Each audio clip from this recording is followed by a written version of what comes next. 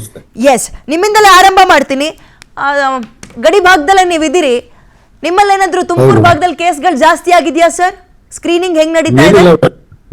ನಮ್ಮ ಮಾನ್ಯ ಜಿಲ್ಲಾಧಿಕಾರಿಗಳು ಕರೆದ್ಬಿಟ್ಟು ನನ್ಗೆ ಹೇಳಿದ್ರು, ಈಗ ಕೇಸ್ಗಳು ಇದಪ್ಪ ನೋಡು ಏನ್ ಮಾಡ್ತೀಯ ಅಂತ. ನಾನು ಅದಕ್ಕೆ ಹೇಳಿದೆ ನಮ್ಮಲ್ಲಿ ಫೀವರ್ ಕೇಸ್ ಇಲ್ಲ ಅಂತ, ಆದ್ರೂ ನಾವು ಮುನ್ನೆಚ್ಚರಿಕೆ ವಹಿಸಿ 5 ಎಂಟ್ರಿ ಏನಿದೆ ಆಂಧ್ರ ಪ್ರದೇಶದಿಂದ ನಮ್ಮ ತುಮಕೂರು ಪಾವಗಡಕ್ಕೆ ಏನ್ ಎಂಟ್ರಿ ಇದೆ 5 ಜಾಗದಲ್ಲೂ ನಾವು ಒಂದು ಒಬ್ರು CHO, ಆಶಾ ವರ್ಕರು ಮತ್ತೆ ಅಂಗನವಾಡಿ ನಿಲ್ಸಿದೀವಿ.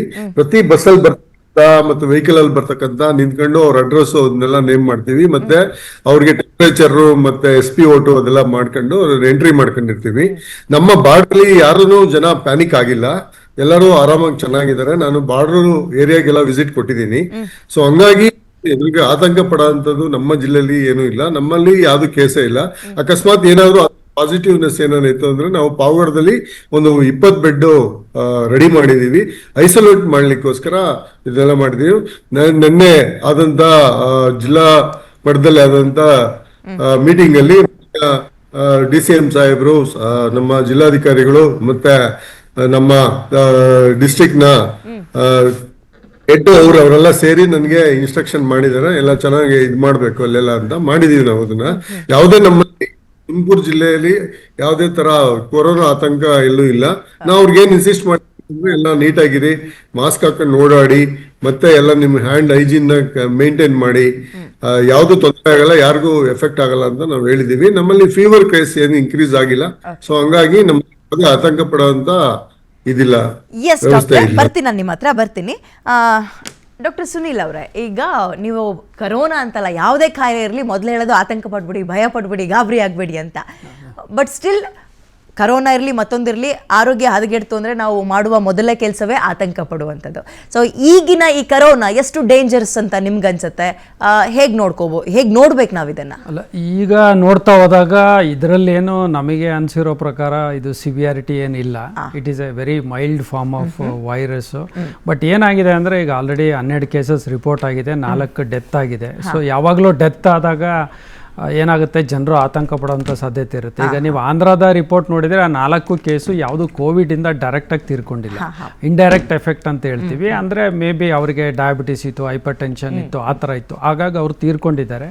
ಆಮೇಲೆ ನಾವು ಇದರಲ್ಲಿ ನೋಡ್ತಾ ಹೋದಾಗ ಹಾಸ್ಪಿಟಲೈಸೇಷನ್ ಆಗಿರುವಂಥ ಕೇಸ್ಗಳ ಸಂಖ್ಯೆ ತುಂಬ ಕಮ್ಮಿ ಇದೆ. ಸೊ ಈ ಒಂದು ನಿಟ್ಟಿನಲ್ಲಿ ಯಾವುದೇ ಕಾರಣಕ್ಕೂ ಸದ್ಯದ ಪರಿಸ್ಥಿತಿಯಲ್ಲಿ ಆತಂಕ ಪಡೋಂಥ ಅವಶ್ಯಕತೆ ಇಲ್ಲ. ಬಟ್ ಏನಂದರೆ ಕೆಲವು ವಲ್ನರಬಲ್ ಪಾಪ್ಯುಲೇಷನ್ ಅಂತ ಹೇಳ್ತೀವಿ, ಅಂದರೆ ವಯಸ್ಸಾಗಿರೋರು ಇರ್ಬೋದು, ಡಯಾಬಿಟಿಸ್, ಹೈಪರ್ ಟೆನ್ಷನ್ ಇರ್ಬೋದು, ಗರ್ಭಿಣಿ ಸ್ತ್ರೀಯರು, ಮಕ್ಕಳು, ಅಂಥವರಿಗೆ ವಲ್ನರಬಲ್ ಪಾಪ್ಯುಲೇಷನ್ಗೆ ಸ್ವಲ್ಪ ಜಾಸ್ತಿ ಪ್ರೊಟೆಕ್ಷನ್ ಬೇಕಾಗುತ್ತೆ compare to normal population. So ಈ ಒಂದು ಹಂತದಲ್ಲಿ ದೇಶದಲ್ಲಿ 339 ಕೇಸ್ ರಿಪೋರ್ಟ್ ಇದೆ ಈಗ ಆಸ್ ಆಫ್ ನಾವು. ಬಟ್ ಏನಂದರೆ ಇದು ಆಂಧ್ರದಲ್ಲಿ 12 ಕೇಸ್ ಇದೆ, 4 ಡೆತ್ ಆಗಿದೆ. ಹಾಗಾಗಿ ಕರ್ನಾಟಕಕ್ಕೆ ಬರ್ಬೋದಾ ಅಂದರೆ ಈಗ ಆಲ್ರೆಡಿ ಜಿಲ್ಲೆಯಲ್ಲಿ ಕೂಡ ಜಿಲ್ಲಾಡಳಿತ ಸಜ್ಜಿರೋದ್ರಿಂದ ಜನರು ಸದ್ಯದ ಪರಿಸ್ಥಿತಿಯಲ್ಲಿ ಆತಂಕ ಪಡುವಂಥ ಅವಶ್ಯಕತೆ ಇಲ್ಲ. ಬಟ್ ಯಾವುದೇ ಕಾಲದಲ್ಲೂ ಕೂಡ ಮುಂಜಾಗ್ರತಾ ಕ್ರಮದಲ್ಲಿ ಇರಬೇಕಾಗುತ್ತೆ, ಹಿಂದೆ ಬೀಳಬಾರದು. ಎಸ್ ಡಾಕ್ಟರ್ ಮಲ್ಲಿಕಾರ್ಜುನ್ ಅವರೇ, ನಾನು ನಿಮ್ಮ ಹತ್ರ ಈ ಲಂಗ್ಸಿಗೆ ಯಾವ ರೀತಿಯ ಪರಿಣಾಮ ಬೀರುತ್ತೆ ಕೇಳ್ತೀರಿ. ಅದಕ್ಕಿಂತ ಮುಂಚೆ ಈ ಕರೋನಾವನ್ನು ಅಥವಾ ಈ ತಳಿಯನ್ನು ನೀವು ಹೇಗೆ ನೋಡ್ತೀರಿ? ಮೇಡಮ್, ಮೊದಲನೇದಾಗಿ ಸಾರ್ವಜನಿಕರಿಗೆ ನಾನು ಹೇಳೋದೇನು ಬಯಸ್ತೀನಿ ಅಂದರೆ, 2020 2021 ದೊಡ್ಡ ಅಲೆ ಏನು ಬಂದಿತ್ತು ಅದಕ್ಕೆ ಹೋಲಿಸೋದು ತಪ್ಪು.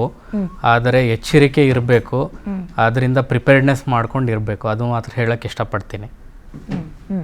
ಸೊ ಇದ್ರದ್ದು ಸಿವಿಯಾರಿಟಿ ಬಗ್ಗೆ ಕರೆಂಟ್ ಲೀನೇಜ್ ಏನಿದೆ, ನಾವು ಒಮಿಕ್ರಾನ್ ಅಂತ ಲಾಸ್ಟ್ ಕೇಳಿದ್ವಿ, ಅದರದ್ದೇ ಸಬ್ ಲೀನೇಜ್ ಇದು.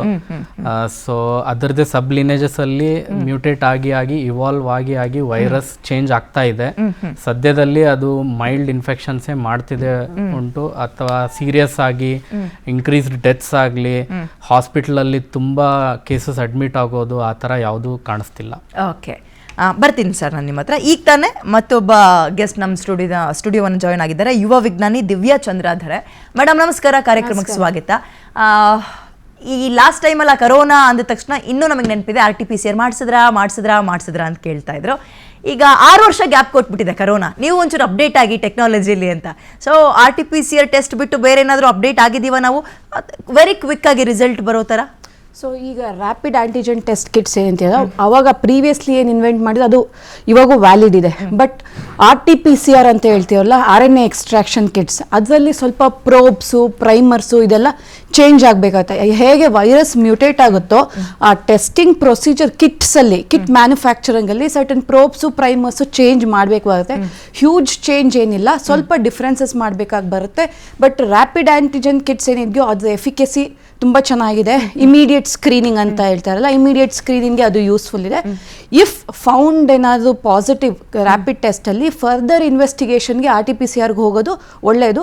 Currently I think whatever RT-PCR kits are there, ಈ ಕರೆಂಟ್ ವಾಟ್ ಎವರ್ ಒಮಿಕ್ರಾನ್ ಅಥವಾ ಯಾವ್ದು ವೇರಿಯಂಟ್ ಇದೆಯೋ ಅದು ಕರೆಕ್ಟ್ ಆಗಿದೆ. ಬಟ್ ಜೀನೋಮಿಕ್ ಸೀಕ್ವೆನ್ಸಿಂಗ್ ಕರೆಕ್ಟಾಗಿ ಮಾಡಬೇಕಾಗಿದೆ. ಈ ಕರೆಂಟ್ಲಿ ಯಾವ ಪ್ರಕಾರ ವೇರಿಯಂಟ್ ಬರ್ತಾ ಇದೆ ಅಂತ.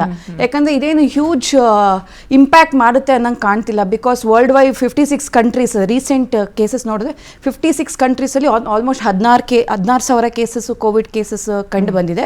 ಅದರಲ್ಲಿ ಡೆತ್ತು ಅಷ್ಟೊಂದೇನು ಆಗಿಲ್ಲ. ಅದು ಬೇರೆ ಏನಾದ್ರು ಕೋಮಾರ್ಬಿಡಿಟಿಯಿಂದ ಡೆತ್ ಆಗಿರ್ಬೋದು.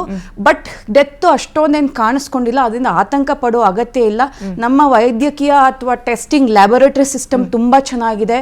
ಎಲ್ಲ ಲ್ಯಾಬ್ಸ್ ಇವಾಗ ಅಪ್ಗ್ರೇಡೆಡ್ ಆಗಿದೆ. PCR ಕಿಟ್ಸ್ ಆಗಲಿ, ಬೇರೆ ಬೇರೆ ಎಕ್ವಿಪ್ಮೆಂಟ್ಸ್ ಆಗಲಿ, ಮಿಷನರಿ ಕೋವಿಡ್ ಟೆಸ್ಟ್ ಮಾಡುವಂಥದ್ದು ಎಲ್ಲ ಅಪ್ಗ್ರೇಡ್ ಆಗಿದೆ. ಸೊ ಆತಂಕ ಭಯಪಡೋ ಅಂಥದ್ದೇನಿಲ್ಲ, ಎಚ್ಚರಿಕೆ ವಹಿಸ್ಬೇಕಷ್ಟೇ ಅಂತ ಹೇಳಕ್ಕೆ ಇಷ್ಟಪಡ್ತೀನಿ.